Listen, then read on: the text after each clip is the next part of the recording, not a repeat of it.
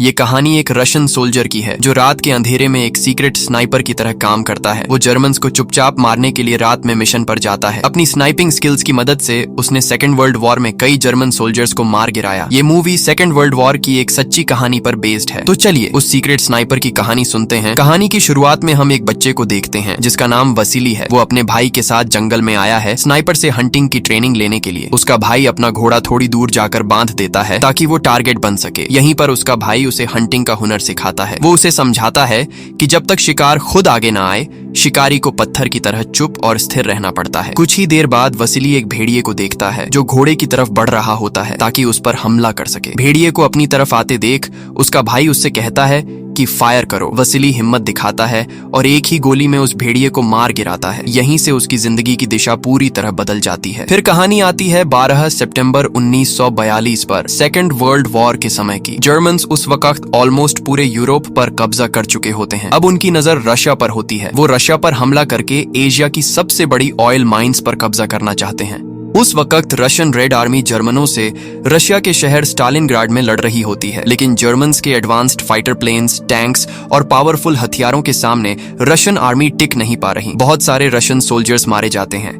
इसलिए रशियन सरकार और सोल्जर्स ये फैसला करते हैं कि शहर के आम लोगों को वहां से निकाल दिया जाए ताकि सिर्फ सोल्जर्स रह जाएं और जर्मन्स से आसानी से मुकाबला कर सकें। इसी ट्रेन में हमें वसीली दिखता है जो अब बड़ा हो चुका है। वो अब रशियन आर्मी में एक स्पेशल स्नाइपर है। ये ट्रेन उन्हें स्टालिनग्राड ले जा रही है। अगर वो लोग नदी पार करने में कामयाब हो जाते हैं तो सीधा वॉर के फ्रंट लाइन पर पहुंच जाएंगे। रेड आर्मी अपने सारे सोल्जर्स को उतारकर नदी पार करवाने लगती है। जैसे ही सोल्जर्स मैदान जंग के करीब पहुंचते हैं जर्मन सोल्जर्स शहर पर जबरदस्त हमला शुरू कर देते हैं। जर्मन सोल्जर्स रशियन सोल्जर्स को ऐसे मार रहे होते हैं जैसे किसी छोटे शिकार को निशाना बना रहे हों। एक एक करके ढेर सारे रशियन सैनिक मारे जाते हैं। ये खतरनाक हालात देखकर कुछ रशियन सोल्जर्स डर कर भागने की कोशिश करते हैं, लेकिन रशियन ऑफिसर्स अपने ही भागते हुए सोल्जर्स को गोली मारकर पानी में गिरा देते हैं ताकि कोई पीछे न हट सके। तभी ऊपर से जर्मन प्लेन्स आकर बमबारी शुरू कर देते हैं। इस बॉम्बिंग में कैंप के बहुत से सोल्जर्स मारे जाते हैं। किसी तरह वसीली खुशकिस्मती से बच जाता है, लेकिन उसके आसपास बहुत से सोल्जर्स मारे जा चुके होते हैं। जो बचे होते हैं उन्हें 2 ग्रुप्स में बांटा जाता है। एक ग्रुप को राइफल दी जाती है, दूसरे ग्रुप को सिर्फ बुलेट्स दी जाती है। जिनके पास सिर्फ बुलेट्स हैं उन्हें कहा जाता है कि जब उनका साथी मरे तो उसकी गन उठा लेना। वसीली को सिर्फ बुलेट्स मिलती है। ऑफिसर्स उन्हें बता देते हैं कि अगर तुम्हें हथियार चाहिए तो जर्मन्स को मारो और उनकी गन उठा लो, और अगर तुम में से कोई बैटलफील्ड से भागने की कोशिश करेगा तो उसके साथी को गोली मार दी जाएगी। फिर उन्हें फ्रंट लाइन की तरफ भेज दिया जाता है। रशियन सोल्जर्स मुश्किल से बैटलफील्ड तक पहुंच पाते हैं, लेकिन जर्मन्स की साइड से इतनी जबरदस्त गोलियां और बमबारी हो रही होती है कि वहां टिक पाना ऑलमोस्ट नामुमकिन लगता है।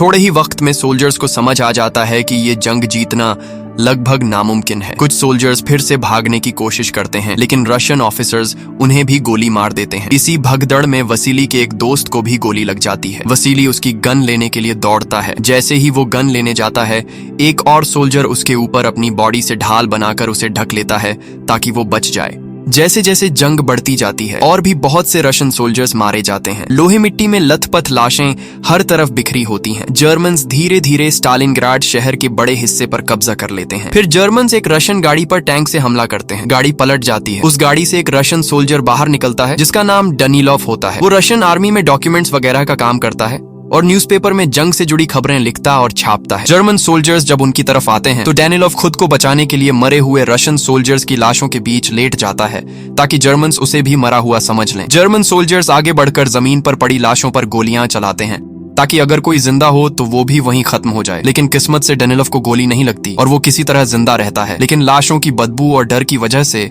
वो अंदर से टूट चुका होता है। जब जर्मन्स वहां से आगे बढ़ जाते हैं तो डैनिलोव धीरे से उठता है और एक डेड बॉडी के पास पड़ी गन उठा लेता है। वो वहां से रेंगते हुए आगे बढ़ता है। थोड़ी दूरी पर उसे एक जर्मन ऑफिसर दिखाई देता है जो अपने सोल्जर्स पर चिल्ला रहा होता है। डैनिलोव डेड बॉडीज के बीच से एक गन निकालता है और उस जर्मन ऑफिसर को निशाना बनाता है, लेकिन तभी उसी लाशों के ढेर में से एक जिंदा शख्स उठता है। ये वही वसीली होता है। वसीली उसके हाथ से गन लेता है और डैनिलोव को साइड में कर देता है। वो जर्मन प्लेन्स की बॉम्बिंग का इंतजार करता है ताकि बम के धमाके की आवाज में गोली की आवाज दब जाए और जर्मन्स को पता न चले कि किसी ने स्नाइपर से फायर किया है। जैसे ही ऊपर से बॉम्बिंग शुरू होती है, वसीली अपनी गन में गोली भरता है और सही वक्त का इंतजार करता है। डेनिलोव डरता है कि कहीं जर्मन सोल्जर्स गोली की आवाज न सुन लें, लेकिन वसीली उसे यकीन दिलाता है और ऑफिसर को मारने पर जोर देता है। तभी एक गाड़ी वहां आकर रुकती है जिसमें कुछ जर्मन सोल्जर्स होते हैं जो उसी ऑफिसर की हिफाजत के लिए आए होते हैं। वसीली वहीं से निशाना साधता है। जैसे ही प्लेन्स जोरदार धमाका करते हैं, वसीली उसी आवाज के साथ गोली चला देता है। एक गोली ऑफिसर के सिर में लगती है और वो वहीं गिर जाता है। बॉम्बिंग की वजह से किसी को गोली की आवाज सुनाई नहीं देती। फिर वसीली दूसरी गोली से पास में खड़े एक और जर्मन सोल्जर का भी सिर उड़ा देता है। इसके बाद एक जर्मन उसे देख लेता है और ग्रेनेड निकालकर उसकी तरफ फेंकने की कोशिश करता है। वसीली उसे भी हेडशॉट मारकर वहीं खत्म कर देता है। बस एक जर्मन सोल्जर और बचता है जो भागने लगता है। वसीली खड़ा होता है और उसे भी एक ही गोली में खत्म कर देता है। डेनिलोव वसीली की हिम्मत और उसकी स्नाइपिंग स्किल्स देखकर हैरान रह जाता है। उसने रशियन आर्मी में ऐसा स्नाइपर पहले कभी नहीं देखा था। फिर डेनिलोव उसे अपने साथ रशियन सोल्जर्स के हेडक्वार्टर में ले जाता है। वहां वह वसीली की बहादुरी के बारे में अखबार में एक छोटी सी कहानी लिखता है। कैसे वसीली ने 4 जर्मन सोल्जर्स और एक ऑफिसर को स्नाइपर से मार गिराया। वसीली खुद भी ये खबर अखबार में देखकर बहुत खुश होता है। कुछ ही देर बाद रशियन आर्मी के एक बड़े जनरल ख्रुश्चोव वहां पहुंचते हैं। वो फ्रंट लाइन पर रशियन सोल्जर्स की हालत से बहुत गुस्से में होते हैं और अगर ये खबर स्टालिन तक पहुंच जाती तो फिर उसे अपने तमाम कमांडरों को मौत की सजा देनी पड़ती। यानी या तो पूरी की पूरी बेहतरीन फौज मैदान ए जंग से भाग जाती या फिर डर कर खुदकुशी कर लेती। इसका मतलब ये था कि कमांडर ने न भागने की हिम्मत दिखाई, न ही खुद अपनी जान ली और इसी बात से हालात और नाजुक हो रहे थे। जनरल ख्रुश्चोव अफसरों से कहता है कि कोई ऐसा तरीका निकालो जिससे सोल्जर्स के मनोबल को उठाया जा सके ताकि रशियन सोल्जर्स दोबारा हिम्मत जुटाकर जर्मन्स के सामने डट कर खड़े हो सकें, मुकाबला कर सकें और स्टालिन इस शहर को फिर से रशियन आर्मी के कंट्रोल में ला सके। तब डेनिलोव जनरल को समझाता है कि अगर ये जंग जर्मन से जीतनी है तो सबसे पहले रशियन सोल्जर्स के अंदर उम्मीद जगानी होगी। इसके लिए हमें एक हीरो चाहिए, कोई ऐसा नाम जिसकी बहादुरी सुनकर सबको हिम्मत मिले। डेनिलोव जनरल को वसीली की बहादुरी और उसकी स्नाइपिंग स्किल्स के बारे में बताता है। वो कहता है कि वसीली की कहानी पूरे मुल्क में हर जगह अखबारों के जरिए छापी जानी चाहिए ताकि इस जंग की आग हर नागरिक के दिल में जोश में बदल जाए और सबके अंदर दुश्मन के खिलाफ गुस्सा और हिम्मत पैदा हो। जनरल को यह आइडिया बहुत पसंद आता है और वो तुरंत इसी पर काम करने का हुक्म दे देता है। डेनिलोव फौरन ये बात वसीली को भी बताता है और फिर उसकी कहानी देश भर के अखबारों में छाप देता है। धीरे धीरे पूरे मुल्क की नजर में एक नया हीरो पैदा हो जाता है। वसीली एक आम सिपाही से उठकर पूरे रशियन आर्मी का सिंबल बन जाता है। साधारण सोल्जर से लेकर बड़े बड़े जनरल्स तक सब उसके नाम से वाकिफ हो जाते हैं। पहले उसे जनरल के पास बुलाया जाता है, फिर उसे ऑफिशियली रशियन आर्मी के स्नाइपर डिवीजन में ट्रांसफर कर दिया जाता है। कुछ ही वक्त में वसीली रशियन स्पेशल फोर्सेस का मशहूर स्नाइपर बन जाता है। एक लड़ाई में वो लगभग 33 जर्मन सोल्जर्स को मार गिराता है, लेकिन जर्मन समझ ही नहीं पाते कि उनके सोल्जर्स को इस तरह एक एक करके कौन मार रहा है। डर का साया जर्मन आर्मी पर छाने लगता है। लगभग 30 जर्मन कमांडर्स तक उसके नाम से सहमे रहते हैं। नए नए सोल्जर्स जो रशियन आर्मी में भर्ती होकर फ्रंट पर भेजे जाते हैं वो भी वसीली जैसे हीरो बनने के सपने देखने लगते हैं। हर किसी के दिमाग में जर्मन्स का डर कम और वसीली जैसा बनने की ख्वाहिश ज्यादा होने लगती है। इसी तरह वक्त गुजरता जाता है। वसीली हर मिशन में एक एक करके जर्मन सोल्जर्स को मौत के घाट उतार रहा होता है। जर्मन आर्मी इस जंग में कमजोर पड़ने लगती है। आखिरकार जर्मन्स ये फैसला करते हैं कि इस सीक्रेट स्नाइपर को खत्म करना जरूरी है। इसके लिए वो एक मशहूर जर्मन स्नाइपर को बुलाते हैं, मेजर अर्विन। जर्मन आर्मी का कमांडर उसे ये बात बताता है कि एक रशियन सीक्रेट स्नाइपर उनके बड़े बड़े ऑफिसर्स और सोल्जर्स को चुन चुनकर मार रहा है। कमांडर मेजर अर्विन को साफ साफ हुक्म देता है कि किसी भी तरह इस रशियन स्नाइपर को ढूंढकर मार डालो।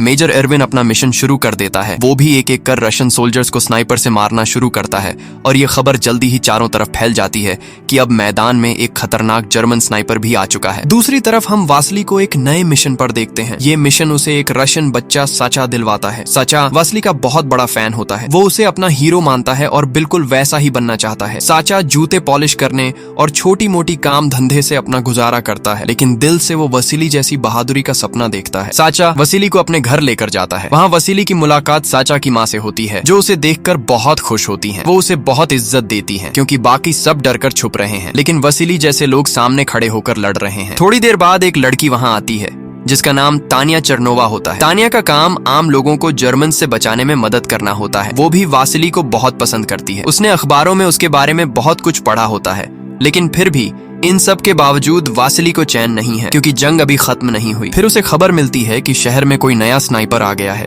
जो रशियन सोल्जर्स को एक एक करके मार रहा है। ये सुनते ही वसीली ये मिशन खुद लेने का फैसला करता है। शहर की इमारतों में तलाश करते करते उसे एक बिल्डिंग में लेटे हुए स्नाइपर जैसा कोई दिखता है। वो बहुत संभल कर उसे निशाना बनाने की कोशिश करता है, लेकिन गोली चलने के बाद पता चलता है कि वो असली स्नाइपर नहीं था। फिर वह अपने एक साथी को नीचे भेजता है ताकि वो बिल्डिंग के अंदर जाकर चेक कर सके, लेकिन अचानक कहीं से गोली चलती है और उसका दोस्त वहीं गिरकर मर जाता है। वासिली समझ जाता है कि वो एक जाल में फंस गए हैं। बिल्डिंग के अंदर कोई स्नाइपर नहीं था, असली स्नाइपर तो कहीं और छुपा हुआ है। इसी दौरान जर्मन प्लेन्स स्टालिनग्राड शहर पर जबरदस्त बॉम्बिंग शुरू कर देते हैं। बॉम्बिंग से वासिली का दोस्त बुरी तरह डर जाता है और वो वहां से भागने की कोशिश करता है। जैसे ही वो खुली जगह की तरफ भागता है, जर्मन स्नाइपर उसे भी गोली मारकर खत्म कर देता है। ये वही जर्मन स्नाइपर होता है, मेजर एर्विन। बॉम्बिंग के दौरान वसीली एक बिल्डिंग के अंदर छुप जाता है क्योंकि उसकी तरफ से कोई हरकत नहीं होती। मेजर एर्विन ये सोचकर वहां से निकल जाता है कि शायद वो मारे जा चुके होंगे या अब बाहर नहीं आएंगे। मेजर एर्विन को रशियन लैंग्वेज भी अच्छी तरह आती है। हम उसे शहर में घूमते हुए देखते हैं। उसके हाथ में वो अखबार होता है जिसमें वासिली के बारे में खबर छपी थी। वो इस अखबार को देखकर शहर की हालत और वासिली की इम्पोर्टेंस को समझ रहा होता है। साचा जूते पॉलिश करते करते बातों बातों में उसे वासिली के बारे में कुछ बातें बता देता है। दूसरी तरफ वासिली भी डेनिलोव को मेजर एर्विन के बारे में बताता है कि एक बहुत खतरनाक स्नाइपर अब उनके खिलाफ काम कर रहा है। वॉर के हालात देखकर डेनिलोव समझ जाता है कि ये कोई आम स्नाइपर नहीं है, बल्कि वही मशहूर मेजर एर्विन है, दुनिया के सबसे खतरनाक और मशहूर स्नाइपर्स में से एक। जर्मन्स ने इसी मेजर एर्विन को वसीली को मारने के लिए भेजा है। इसी वजह से अब वसीली की टीम में एक नया स्नाइपर शामिल किया जाता है जिसका नाम कुलिकॉफ होता है। जंग शुरू होने से पहले कुलिकॉफ ने स्नाइपिंग की ट्रेनिंग भी मेजर एर्विन से ही ली थी, इसलिए वो उसे अच्छी तरह पहचानता है। अगले दिन कुलिकॉफ वसीली को बताता है कि उसने शहर की एक बिल्डिंग में एक अनजान जर्मन स्नाइपर को देखा है। खबर मिलते ही दोनों उस बिल्डिंग की तरफ निकल जाते हैं। वहां पहुंचकर उन्हें बहुत सारी लाशें दिखाई देती हैं। अचानक उन पर मशीन गन से फायरिंग शुरू हो जाती है। किसी तरह वो दोनों एक बिल्डिंग में घुसकर अपनी जान बचाते हैं। जर्मन्स उन्हें वहीं फंसाकर जिंदा जलाने की कोशिश करते हैं। फिर भी दोनों किसी तरह जिंदा बच जाते हैं और अपने पोजीशंस बदलकर उसी बिल्डिंग की पहली मंजिल पर जाकर बाहर की तरफ स्नाइपर पोजीशन ले लेते हैं। सबसे पहले वो जर्मन आर्मी की टेलीफोन लाइन को निशाना बनाते हैं ताकि जर्मन्स बैकअप न बुला सकें, लेकिन दोनों जानते हैं कि इस बिल्डिंग से जिंदा निकल पाना बहुत मुश्किल है, इसलिए वो रात होने का इंतजार करते हैं। कुछ घंटों बाद जब उन्हें भूख लगती है तो वो देखते हैं कि खाना गलती से बिल्डिंग के नीचे ही रह गया है। उनका एक साथी नीचे खाना लेने के लिए उतरता है, लेकिन जर्मन्स उसे पकड़ लेते हैं। मेजर एर्विन उससे वसीली के पोजीशन के बारे में पूछता है, लेकिन वो कुछ नहीं बताता। इसलिए उसे जबरदस्ती एक जर्मन सोल्जर की निगरानी में टूटे हुए केबल को ठीक करने के लिए भेजा जाता है ताकि वसीली उसे देखते ही गोली चलाए और अपना ठिकाना बता दे। दूर से कुलिकॉफ एक जर्मन सोल्जर को केबल ठीक करते देखता है और उसे टारगेट कर लेता है, लेकिन असल में वो उनका ही साथी होता है जिसे जबरदस्ती भेजा गया था। कुलिकॉफ उसे जर्मन सोल्जर समझकर गोली मार देता है। यहीं हमें मेजर एर्विन की असली चालाकी समझ आती है। बस एक गोली की आवाज से ही वो वासिली और कुलिकॉफ की ठीक ठीक लोकेशन समझ जाता है। अब दोनों के पास अपनी पोजीशन बदलने का भी सही मौका नहीं बचता, लेकिन कोई भी स्नाइपर पास ही छुपा हुआ हो सकता है। ये बात पक्का करने के लिए वो दोनों एक और चाल चलते हैं। कुलिकॉफ अपना हेलमेट ऊपर उठाकर दिखाता है ताकि अगर स्नाइपर आस पास हो तो उस पर गोली चलाए और उनकी पोजीशन पता चल जाए, लेकिन ये सारी चाल मेजर एर्विन पहले से समझ चुका होता है, इसलिए वो गोली नहीं चलाता, बस चुपचाप उनकी अगली हरकत का इंतजार करता रहता है। वासिली और कुलिकॉफ ये समझ लेते हैं कि शायद आसपास कोई स्नाइपर नहीं है। इसी गलती की वजह से जब वो अपनी जगह बदलने की कोशिश करते हैं तो पहले से तैयार बैठा हुआ मेजर एर्विन निशाना साधकर कुलिकॉफ को गोली मार देता है और वो वहीं मारा जाता है। इतनी मौतों के बाद जनरल ख्रुश्चोव डेनिलोव पर दबाव डालता है कि किसी भी तरह मेजर एर्विन को खत्म करना होगा। इसी बीच रात हो जाती है। इधर वासिली पर भी बहुत मेंटल प्रेशर होता है और रशियन हेडक्वार्टर के लोग भी टेंशन में आ जाते हैं। कुलिकॉफ की मौत से सबका हौसला टूट जाता है। डेनिलोव जानता है कि अकेले वसीली के लिए इस स्नाइपर को मारना आसान नहीं होगा, क्योंकि मेजर एर्विन उससे ज्यादा चालाक और डेंजरस है। लेकिन अगर डेनिलोव वसीली के साथ रहे तो वो उसे मेजर एर्विन के बारे में और ज्यादा गुप्त बातें बता सकता है। उसकी आदतें, उसका सोचना, उसका तरीका, इससे उसे मारना थोड़ा आसान हो जाएगा। ये सुनकर वसीली को थोड़ी हिम्मत मिलती है। दूसरी तरफ मेजर अरविन भी अपनी चाल चल रहा होता है। वो साचा नाम के छोटे बच्चे के जरिए वासिली के बारे में और जानकारी लेने की कोशिश करता है। साचा वासिली का बहुत बड़ा फैन है, लेकिन मेजर अरविन उसकी मासूमियत का फायदा उठाता है। वो बहुत चालाक आदमी होता है। फिर मेजर अरविन चुपके से उस बिल्डिंग के पास पहुंचता है जहां वासिली के आने की उम्मीद होती है। वो वहां पहले से छुपकर बैठ जाता है। कुछ देर बाद वासिली भी वहां पहुंचता है, लेकिन वासिली को अंदाजा होता है कि मेजर अरविन जरूर कहीं न कहीं छुपकर उस पर हमला करने की कोशिश करेगा। इसलिए वो जर्मन्स पर वेंटिलेशन पाइप के रास्ते से हमला करने का प्लान बनाते हैं। तभी उसे पाइप के अंदर से हल्की सी आवाज सुनाई देती है। उसे समझ आ जाता है कि सामने वाला भी उसे ट्रैप में फंसाने की कोशिश कर रहा है। वो फौरन अपनी पोजीशन बदल लेता है। जब वसीली और उसका साथी पाइप से बाहर निकलते हैं तो अचानक गोली चलती है और उसके दोस्त को हेडशॉट लग जाता है। वो वहीं मर जाता है। वसीली के हाथ से भी उसी वक्त उसकी गन छूटकर गिर जाती है। वो अपने जख्मी दोस्त से कहता है कि किसी तरह वापस हेडक्वार्टर लौटने की कोशिश करे। खुद वो गली के अंदर छुपकर बैठ जाता है। हेडक्वार्टर पर वसीली की हालत की खबर पहुंच जाती है। डैनिलोव ये सुनकर कुछ और सोचे बिना उसे बचाने के लिए खुद निकल पड़ता है। वसीली बिना गन के सिर्फ अपने पास रखी छुरी से अपनी गन तक पहुंचने की कोशिश करता रहता है, लेकिन मेजर अरविन उसे गन तक पहुंचने का मौका ही नहीं देता। वो पूरी तरह उसे नजर में रखता है। इसी दौरान जर्मन प्लेन्स फिर से शहर पर बॉम्बिंग शुरू कर देते हैं। बॉम्ब ब्लास्ट की वजह से बिल्डिंग के कांच टूटकर हर तरफ बिखर जाते हैं। इन्हीं टूटे हुए शीशों में से एक टुकड़े पर वासिली का रिफ्लेक्शन दिखने लगता है, जिससे मेजर अरविन के लिए उस पर नजर रखना और भी आसान हो जाता है। कुछ देर बाद डैनिलोव भी वहां वेंटिलेशन पाइप के पास पहुंच जाता है। वासिली उसे पत्थर के पीछे छुपा देता है और खुद विंडो के पास पोजीशन लेता है। अपनी समझदारी से वो तानिया तक मेजर अरविन की सही लोकेशन पहुंचा देता है और उसे कहता है कि टूटे हुए कांच का टुकड़ा उसकी तरफ फेंके। तानिया जरा सा एंगल बनाकर ग्लास फेंकती है। जैसे ही उस तरफ हरकत होती है और मेजर अरविन का चेहरा दिखाई देता है, वसीली मौके का फायदा उठाकर जल्दी से अपनी गन उठा लेता है और एक ही सही निशाने में मेजर अरविन के हाथ में पकड़ी राइफल को हिलाकर उसी पर गोली चला देता है। यही पहली बार होता है जब वसीली जर्मन के इस खतरनाक स्नाइपर को गिरा देता है, लेकिन जंग अभी जारी है, इसलिए मिशन पूरी तरह खत्म नहीं हुआ। फिर भी उस शाम वसीली और उसके साथी इस छोटी सी जीत पर बहुत खुश होते हैं। बाकी सोल्जर्स भी बहुत उत्साहित होते हैं, क्योंकि जिसने पूरे शहर में दहशत फैला रखी थी, उस जर्मन स्नाइपर को वसीली ने चंद सेकंड में हरा दिया था। अगले दिन वासिली डैनिलोव से कहता है कि अब वो एक नॉर्मल सोल्जर की तरह लड़ना चाहता है। वो नहीं चाहता कि लोग उसे सिर्फ एक लेजेंड या भूत जैसे स्नाइपर की कहानी बनाकर देखें, लेकिन डैनिलोव उसे कहता है कि वो अब कोई आम सोल्जर नहीं रहा। उसकी बहादुरी की कहानी सुनकर ही रशियन सोल्जर्स के अंदर उम्मीद जगी है और वो इसी उम्मीद पर ये जंग लड़ रहे हैं। अखबारों में उसकी कहानियां पढ़कर हर सोल्जर उससे इंस्पायर हो रहा है। तभी छोटा बच्चा साचा भी वहां आता है। यहीं हमें पता चलता है कि वो रशियंस और जर्मन्स दोनों के लिए काम कर रहा है, यानी वो एक डबल एजेंट जैसा काम कर रहा है। डैनिलोव की बातों से जो बातें जर्मन्स तक पहुंची थीं, वो सब साचा के जरिए ही बाहर जा रही थीं। लेकिन रशियन सोल्जर्स को ये बात पता नहीं थी कि साचा दोनों तरफ की खबरें दे रहा है। साचा बताता है कि जब मेजर अरविन जूते पॉलिश करवा रहा था तो उसके जूतों पर हल्का सा पाउडर केमिकल लगा हुआ था, जो आमतौर पर केमिकल फैक्ट्री के आसपास मिलता है। यहीं से उन्हें अंदाजा होता है कि मेजर अरविन केमिकल फैक्ट्री के आसपास कहीं छुपकर काम कर रहा है। छोटा बच्चा ये सब करके खुद को बहुत कामयाब समझता है, क्योंकि वो सीधे जंग में हिस्सा नहीं ले सकता, लेकिन फिर भी उसे लगता है कि वो अपने मुल्क के लिए कुछ बड़ा कर रहा है। लेकिन वासिली डैनिलोव से बहुत नाराज होता है कि इतना छोटा बच्चा इतनी खतरनाक स्पाइंग कर रहा है। कुछ देर बाद वासिली खुद केमिकल फैक्ट्री की तरफ जाता है। वो वहां मरे हुए सोल्जर्स की लाशों के बीच जाकर ऐसे लेट जाता है जैसे वो भी डेड बॉडी हो, ठीक वैसे ही जैसे बचपन में उसके भाई ने उसे सिखाया था। जब तक शिकार खुद सामने न आए, शिकारी को पत्थर की तरह बिल्कुल चुप रहना होता है। काफी देर इंतजार के बाद मेजर अरविन भी वहां चक्कर लगाने के लिए आता है। एक बार तो वो लगभग वासिली के सामने ही आ जाता है, लेकिन उस समय वासिली कोई हरकत नहीं करता ताकि उसकी पहचान न हो जाए। थोड़ी देर बाद एक जर्मन सोल्जर वहां आता है, जो मरे हुए सोल्जर्स की जेबों से पैसा और जरूरी सामान चुराने लगता है। वो वासिली के पास भी पहुंचता है, उसके ऊपर से भी चीजें उठाता है, लेकिन वासिली फिर भी हिला तक नहीं। फिर वो सोल्जर अपने कमांडर के पास जाता है और रशियन डेड बॉडीज की आंखों से निकाले गए पहचान कार्ड और टैग्स दिखाता है। उन टैग्स में वासिली का भी टैग होता है। कमांडर को यकीन हो जाता है कि वासिली सच में मर चुका है। वो मेजर अरविन के पास जाकर खबर देता है कि वासिली अब नहीं रहा और उसे आदेश मिलता है कि मिशन को यहीं बंद करके वापस लौट जाओ।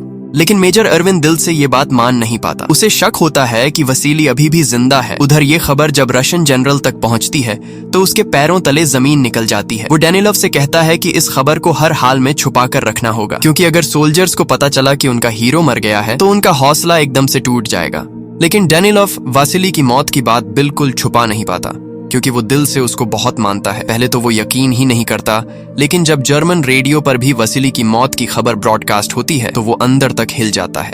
दूसरी तरफ जब मेजर अरविन अपने जूते कमांडर के पास रखता है तो कमांडर की आंखों में भी वसीली के लिए थोड़ा सा सम्मान और नरमी दिखती है। मेजर अरविन को अब पूरा यकीन हो जाता है कि कमांडर रशियन खबरें जर्मन्स तक पहुंचाता रहा है, लेकिन इस बार उसने वसीली के जिंदा होने की कोई बात साफ साफ नहीं कही। उसे शक होने लगता है कि शायद उसके अगले मिशन की लोकेशन भी रशियंस तक पहुंच जाएगी। उसे एहसास हो जाता है कि जो भी अगला कदम वो उठाएगा उसकी खबर सीधे डेनिलोव और रशियंस तक पहुंच जाएगी। अब कहानी अपने आखिरी और सबसे ज्यादा इमोशनल हिस्से में पहुंचती है। तानिया वासिली और अपने शहर के लिए कुछ भी कर गुजरने का फैसला करती है। वो अकेली ही मेजर अरविन को मारने के लिए निकल पड़ती है। लेकिन दूसरी तरफ अचानक चुपचाप वासिली गुप्त रूप से वापस हेडक्वार्टर पहुंच जाता है। उसे जिंदा देखकर डेनिलोव बहुत खुश हो जाता है, क्योंकि सबको लगा था कि शायद वासिली मारा जा चुका है। हेडक्वार्टर से उसे पता चलता है कि तानिया अकेले मेजर अरविन को मारने के लिए निकल गई है। ये सुनते ही वासिली उसे बचाने के लिए उसके पीछे निकल जाता है। उधर उसी जगह पर मेजर अरविन पहले से वसीली का इंतजार कर रहा होता है। उसे दूर से एक स्नाइपर दिखता है, लेकिन वो वसीली नहीं बल्कि तानिया होती है। मेजर अरविन उसका निशाना साधकर इंतजार करने लगता है कि वो हल्की सी गलती करे और वो उसे मार दे, लेकिन ठीक उसी वक्त वसीली भी वहां पहुंच जाता है। वसीली को जिंदा देखकर तानिया बहुत खुश हो जाती है। पहली बार वो साफ साफ उसे बता देती है कि वो उसे प्यार करने लगी है।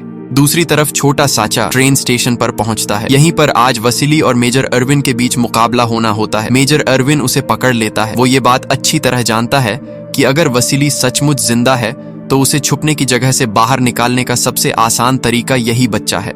इसीलिए वो बहुत बेरहमी से सचा की हत्या कर देता है और उसकी लाश को शहर के बीचों बीच लटका देता है ताकि सब देखें और डर जाए। कुछ देर बाद तानिया दूरबीन से ये खौफनाक मंजर देखती है। अंदर से वो पूरी तरह टूट जाती है। उसने साचा को बचपन से देखा था। खून का रिश्ता न होते हुए भी वो उसे अपने छोटे भाई की तरह चाहती थी। मेजर अरविन की ये बेरहमी देखकर वो समझ जाती है कि वो कितना निर्दयी दुश्मन है। वसीली उसे संभालने की कोशिश करता है। वो तानिया से वादा करता है कि वो मेजर अरविन को जरूर मारेगा और साचा की मौत का बदला लेकर रहेगा। इसी बीच जर्मन सोल्जर्स फिर से स्टालिनग्राड शहर पर बड़ा हमला करते हैं। हालात इतने बिगड़ जाते हैं कि रशियन सोल्जर्स को जल्दी जल्दी शहर खाली कराने का आदेश मिलता है। डेनिलोव और तानिया साचा की मां से कहते हैं कि वो नाव में बैठकर नदी पार करके दूसरी तरफ चली जाए, लेकिन वो अपने बेटे को छोड़कर जाने के लिए तैयार नहीं होती। तब तानिया उन्हें झूठ बोलती है। वो कहती है कि साचा ने रशियन सोल्जर्स के साथ गद्दारी की है और जर्मन्स के साथ मिल गया है। ये सुनकर साचा की मां के दिल पर चोट तो लगती है, लेकिन तानिया उसे उसके बेटे की मौत की असली बात नहीं बताती। बस इतना कहती है कि अब वो उसके लायक नहीं रहा। आखिरकार साचा की मां भारी दिल से नाव में बैठकर निकल जाती है। नदी पार जाते वक्त वो तानिया के नाम एक चिट्ठी छोड़ जाती हैं, जिसमें लिखती हैं कि वो अपने बेटे की तलाश में नदी के उस पार जा रही हैं और दुआ करती हैं कि एक दिन वो वापस लौट आए। उधर नदी किनारे जाते जाते एक जर्मन मिसाइल का धमाका होता है और उसी ब्लास्ट में तानिया बुरी तरह से घायल हो जाती है। डॉक्टर ये साफ बता देते हैं कि तानिया को बचाया नहीं जा सकता। सच्चा की बेबस मां जाते जाते नाव से ही अपने बेटे के नाम आखिरी चिट्ठी छोड़ जाती है कि वो जहां भी हो एक दिन उसके पास लौट आए। दूसरी तरफ वासिली ट्रेन स्टेशन पर मेजर अरविन का इंतजार कर रहा होता है। डेनिलोव उससे मिलने आता है और उसे तानिया की मौत की खबर देता है। उसे ये सूचना मिली होती है कि तानिया अब जिंदा नहीं रही। डेनिलोव खुद को तानिया की मौत का जिम्मेदार मानता है। वो सोचता है कि अगर वो उसकी ज्यादा परवाह करता तो शायद वो ब्लास्ट में न फंसती। ये सब सोचकर डेनिलोव अंदर से टूट जाता है। उसकी आंखों से आंसू निकल आते हैं। वो खुद को कभी माफ नहीं कर पाता। इसी गिल्ट में डेनिलोव आखिरी बार वासिली की मदद करने का फैसला करता है। वो जानबूझकर मेजर अरविन के सामने आता है और खुद को उसकी गोली का निशाना बना देता है। मेजर अरविन उसे गोली मार देता है। वो ये समझता है कि शायद उसने वासिली को मारा है या अब कोई खतरा नहीं बचा।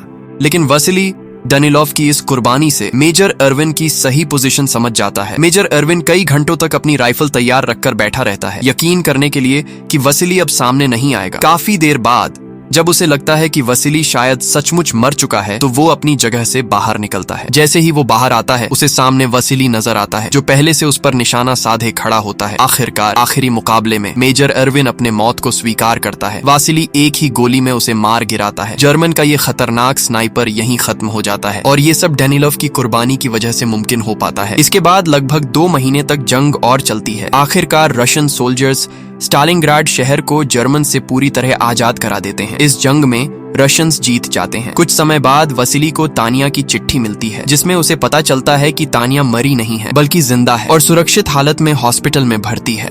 वसीली तुरंत हॉस्पिटल पहुंचता है। उसे जिंदा देखकर वो बहुत खुश हो जाता है। फिर कुछ समय बाद वासिली और तानिया की शादी हो जाती है और दोनों अपनी जिंदगी शांति और खुशी के साथ गुजारने लगते हैं। और इसी के साथ सेकेंड वर्ल्ड वॉर के इस भूत जैसे स्नाइपर वासिली की कहानी यहीं खत्म होती है। तो दोस्तों, दूसरे विश्व युद्ध की इस दिल दहला देने वाली स्नाइपर कहानी आपको कैसी लगी जरूर कमेंट में अपना फीडबैक बताइएगा। वीडियो से जुड़ा कोई भी सवाल हो आप पूछ सकते हैं, मैं जवाब देने की कोशिश करूंगा।